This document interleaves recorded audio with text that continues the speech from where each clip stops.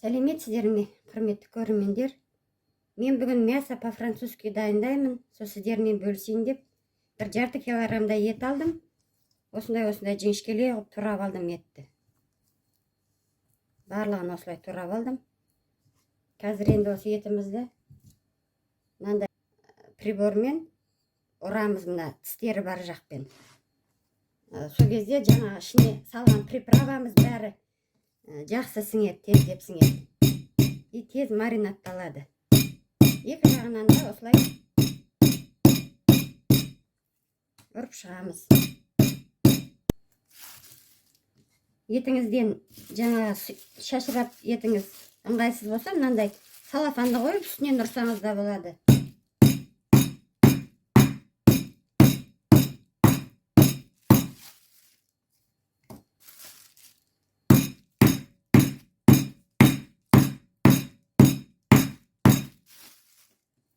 Осылай барлығын дайындаймыз. Барлығын осылай жұмсартып ұрып алдық.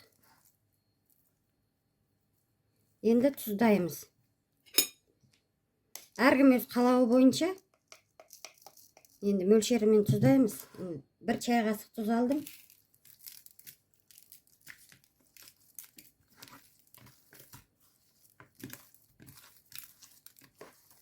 Тағы да бір жарты қасықтай салам. Бір чай қасық қара бұрыш.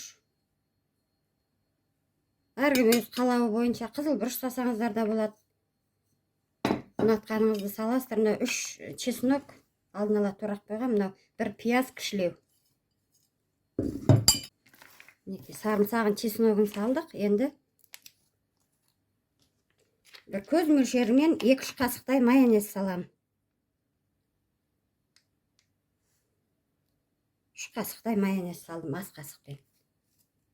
Енді барлығын жақсылап араластырып аламыз.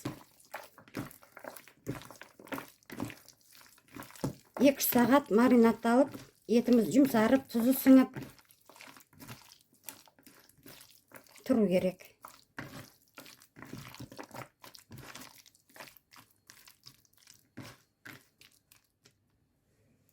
Құрмет көрермендер, етіміз 2 сағаттан астам тұрды. 2 сағат 10 минуттай тұрды. Енді картошканы осылай жұқалап домалақтап турап алдым. Енді кішкенте морковь турап алдым, бір кішілеу морковьті. Бір пияз. Енді бір осыларға бір 2 қасықтай майонез қосамыз.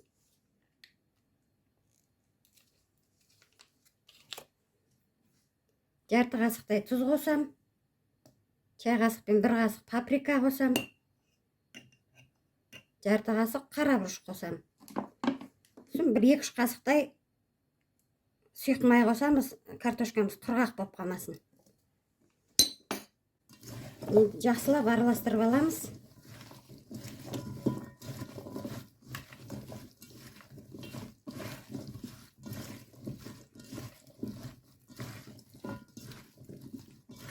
Сұйық майды 3-4 қасық қосып жіберсеңіздер де болады.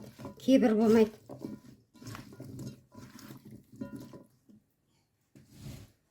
Енді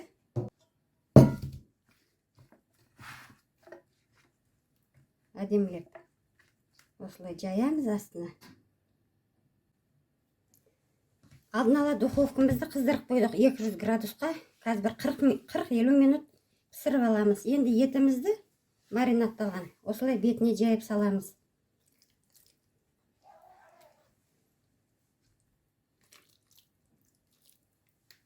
Әркім духовкасы арғалай қарап тұрасыздар, байқап. Ет пісқан кезде аласыздар. 40 минутта пісу керек. Одан кейін бетіне сыр үкіштен өткізіп, сыр саламыз. Оны да бір 10 минуттай пісіріп аламыз. Қазір ет піссін бірінші.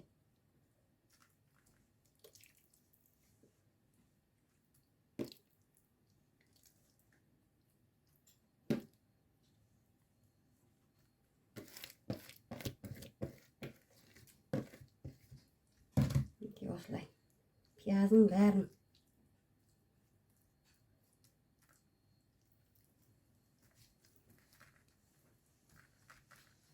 біразын астына жіберейін.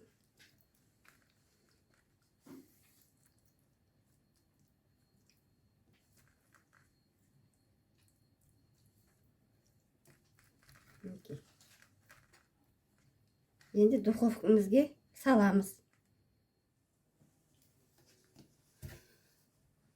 Мінекей 40 минутта духовкада етіміз пісті. Енді бетіне сыр сеуіп, бір 10 минутқа духовке тағы да қойып аламыз.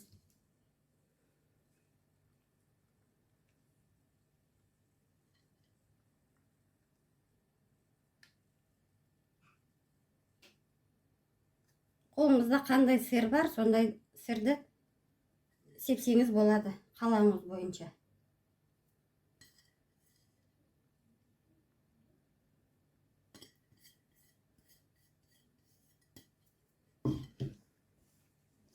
Мінекей 10 минутқа духовке сап аламыз.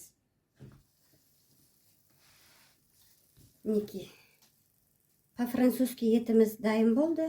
Құрметті көрермендер, мен каналыма тіркеліп кетіңіздер. Лайк басып, комментарий жазып. Қазір кесіп көреміз.